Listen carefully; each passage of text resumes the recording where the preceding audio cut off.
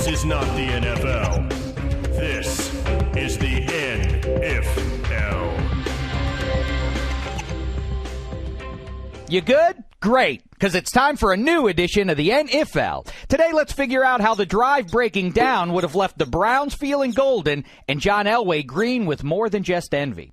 We now know Elway in his fourth season, but without a signature postseason victory, led the Broncos on a 98-yard scoring drive to tie the 1986 AFC title game, which Denver would win in overtime.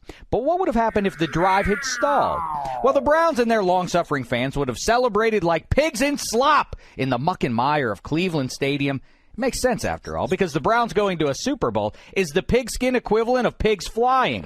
Super Bowl 21, then, pits those Browns against the New York Giants, two of pro football's most iconic franchises, but who between them had never so much as played in the big game, let alone known the touch of the Lombardi. Still, the matchup is sexy. Big Blue versus the Dog Pound. Schottenheimer v. Parcells. Bernie v. Phil.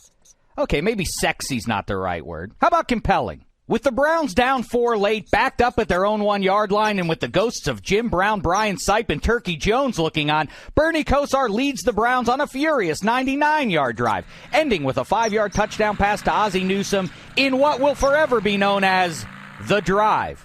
And now, I'm going to say something that's never been said before. The Cleveland Browns win the Super Bowl. Now, in the following year, the Broncos and Browns meet with a trip to the Super Bowl on the line, this time in Denver. And once again, no longer haunted by the ghosts of failures past, Cleveland rallies with a late fumble-free touchdown run by Ernest Biner. The Browns go to their second straight Super Bowl, this time against Joe Gibbs' Fun Bunch from D.C. Doug Williams sets a bevy of single-game passing records as the Skins win.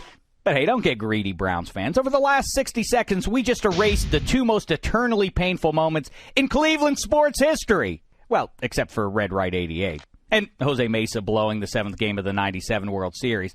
And Jordan hitting the shot over Elo. And when LeBron left for South Beach. And forever being the nail to the Steelers' hammer. Good news is, thanks to that one Lombardi, Cleveland's most painful memory of all never comes to pass. There's no chance Art Modell would have considered moving the team to Baltimore. As for Elway, he finally gets the Broncos over the AFC hump in 1989, but gets smoked in the Super Bowl by the mighty Niners, and after a middling season and without the currency of being a 3-time conference champ, Elway loses his power struggle with head coach Dan Reeves, and in 91 departs the Mile High City for the greener pastures of Green Bay, Wisconsin. Don Mikowski already has the number 7, though. Why doesn't he take 4? That's available. His annual postseason duels with Troy Aikman and Steve Young elevate him to the status of all-time great and 2-time champ in 96 and 97 when he leads the pack past Brett Favre's Denver Broncos, who remain in pursuit of their first-ever Lombardi trophy to this day. Sorry, Denver. Now you know how Cleveland feels, at least here in the NFL. This